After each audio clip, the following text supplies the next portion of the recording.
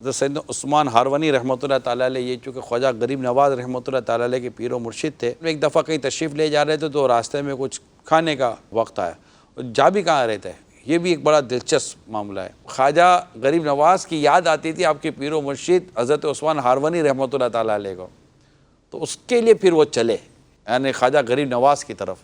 خیر وہ تشریف لے جا رہے تھے تو راستے میں کھانے کا وقت ہوا، تو وہیں کچھ آگ پرست تھے، مجوسی جسے کہتے ہیں، تو آپ نے کو کہا کہ ان سے تھوڑی آگ لے آؤ، کھانا بنائیں گے۔ تو آگ لینے گیا خادم، تو وہ کہہ دیا بھی ہم تو اس کو پوچھتے ہیں تو ہمارا خدا ہے، ہم یہ کیسے دے دیں تو خادم نے آ کر عرض کی حضور وہ تو یہ جواب دے رہے ہیں۔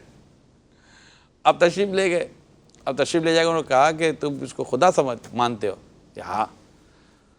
تو کہا ہاتھ ڈالو، تمہارا خدا بچاتا ہے کہ جلاتا ہے؟ تو انہوں نے کہا آگ تو جلائے گی، کہ یہ جو تمہاری آگ ہے نا یہ تو جلائے گی، لیکن اس آگ کا جو خالق ہے نا، جو میرا رب ہے، اللہ اکبر، یہ آگ اس کے حکم پر چلے گی۔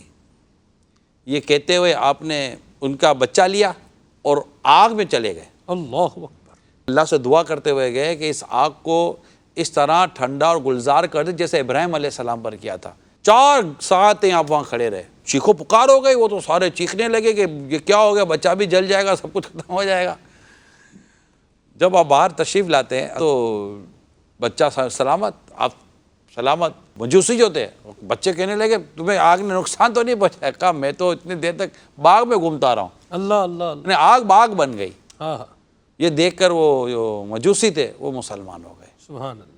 یہ شان تھی خواجہ غریب نواز رحمۃ اللہ تعالیٰ علیہ کے پیر و مرشد حضرت سیدنا عثمان ہارونی رحمۃ اللہ تعالیٰ علیہ کی۔ 20 سال حضرت غریب نواز رحمۃ اللہ تعالیٰ علیہ نے اپنے پیر و مرشد حضرت عثمان ہارونی علیہ رحمہ کی خدمت کی ہے۔ 20 سال سفر خدمت کرنا یہ آسان کام نہ تھا پیارے اسلامی بھائیوں، یہ بڑے مطلب درجوں کی بات ہوتی ہے کہ اتنے بڑے ولی کامل کی صحبت میں رہ کر ان کی خدمتیں کرنا، اور پھر درجہ دیکھیے کہ پیر صاحب کو اب مرید کی یاد ستا رہی ہے۔ مزے کو مزہ آ گیا یار، سبحان اللہ۔